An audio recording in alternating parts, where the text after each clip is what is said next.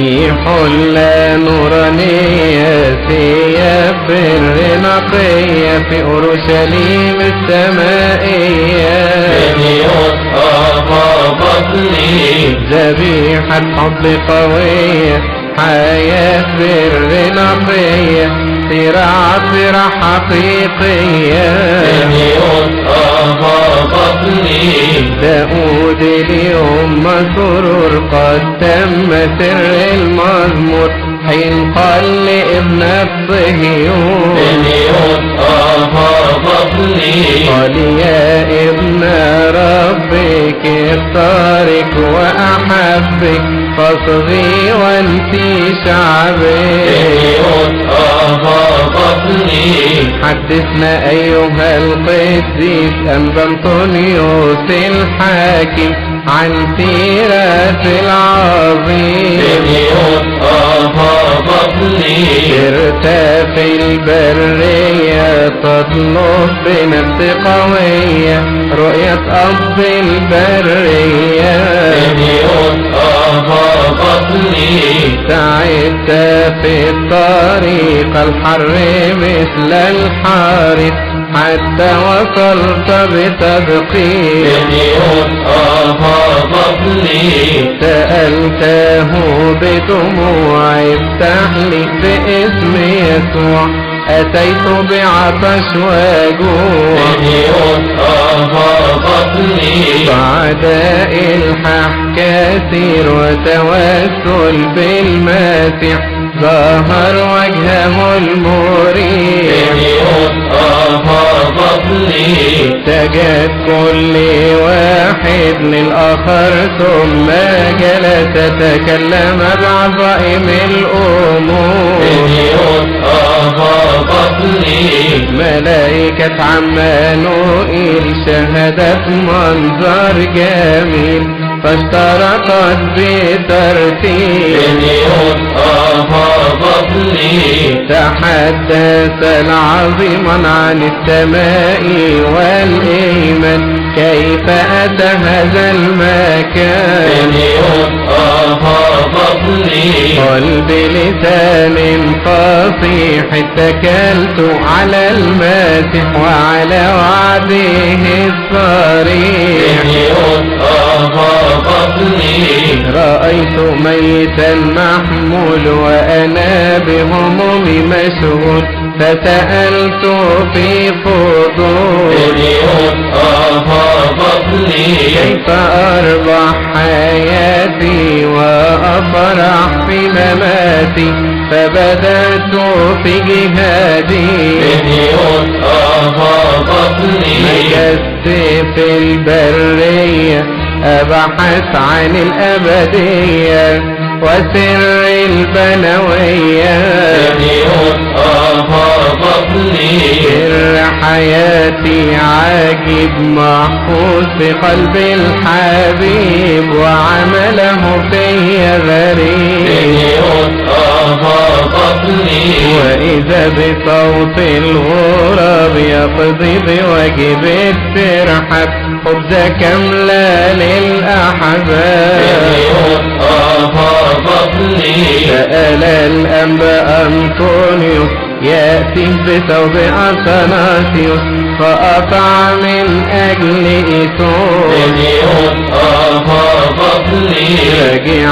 إلى ديره قارعا على صدره رأيت يوحنا في بره رأيت النبي إيليا بل موسى في البرية لست راهبا بالكلية ورجع أنبا أنطونيوس حاملا ثوب أثناسيوس حمله بأنجيلوس شهد جسد خاضع على رجليه راكع فظنه خاشع رقد بولا بنياح في حضن إبراهيم وارتاح فصار أول الثواب في رهبة وخشوع رأى الجسد موضوع فارتمى بدموع ظهر أسدين عظيمين واقتربا هادئين وللأرضين بشيء على الوارث الواحد بكنز هذا الشاهد دنيا من في النخيل في نسك وصبر جميل قضى عمره الطويل حتى مضى بالتهليل نفذت الوصية بلا حكمة بشرية سكنت كالروحانية من يترك هذا الزمن أم وأب وإخوان يفرح بيسوع في كل آن تشبهت بالشروبيم في حبك العظيم وقلبك الآمين يا قائم بين الربوات تسبح رب القوات ترتل بالقيثارات هو ذا يسوع المسيح كشفت سرك بمديح وذكرت في التسبيح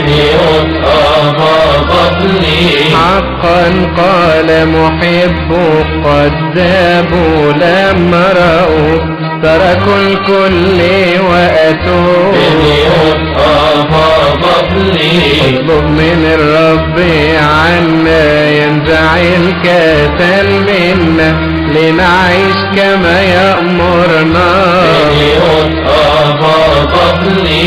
تسبيح اسمك في أفواه كل المؤمنين الكل يقولون يا إله الأنبابول أعنا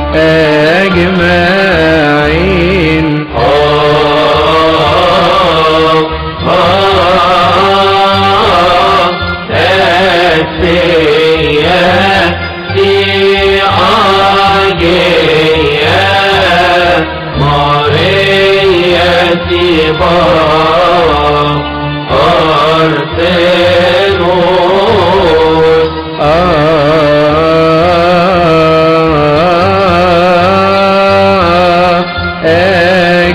أكسيوس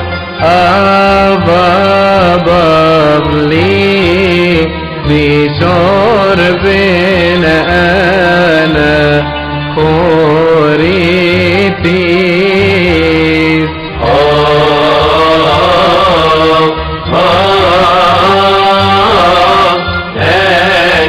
أكسيوس أبابلي